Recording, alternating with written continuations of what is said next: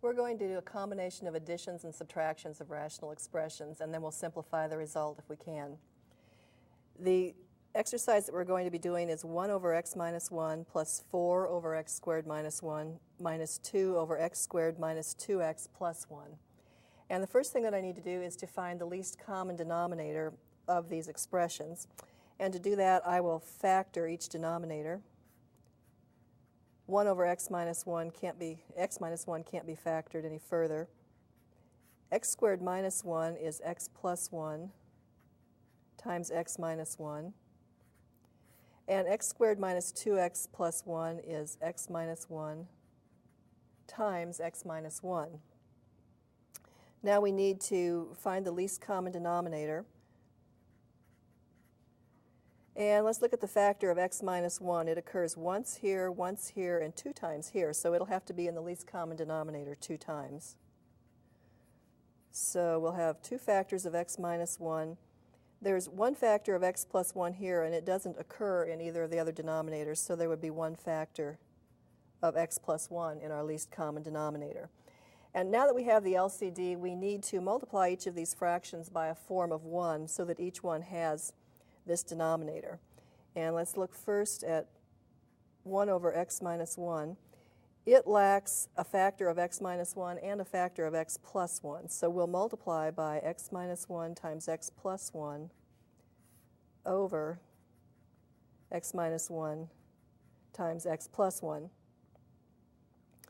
The second expression, 4 over x plus 1 times x minus 1, lacks one of the factors of x minus 1. So we'll multiply by x minus 1 over x minus 1.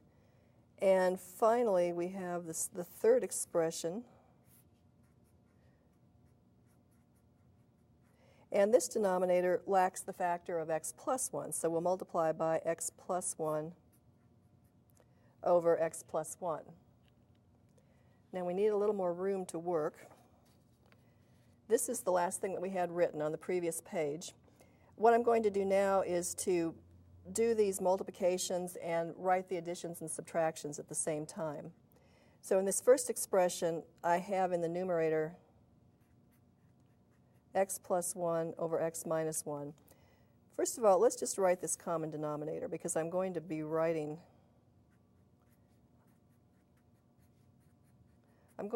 everything over this denominator, and the first thing that I write over it is 1 times these 2 factors. Then I'm going to have plus 4 times x minus 1. And then I'm going to have negative 2 times x plus 1. Now let's do the multiplications that are indicated here in the numerator. X plus 1 times x minus 1 is x squared minus 1. 4 times the quantity x plus 1 gives us 4x minus 4.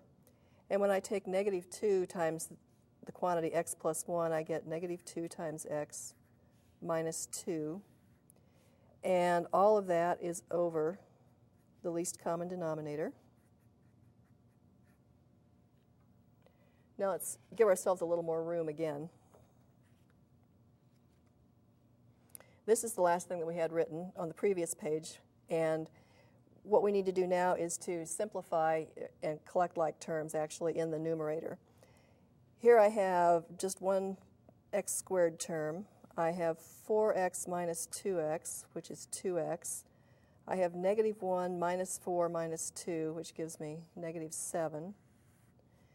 And that is over x plus 1 times x minus 1 times x minus 1. I had it written x minus 1 times x minus 1 times x plus 1 before, but they're equivalent forms of the denominator. And I need to stop and see if I can simplify this. The numerator can't be factored, so this is the simplest form of the computation that we started out to do.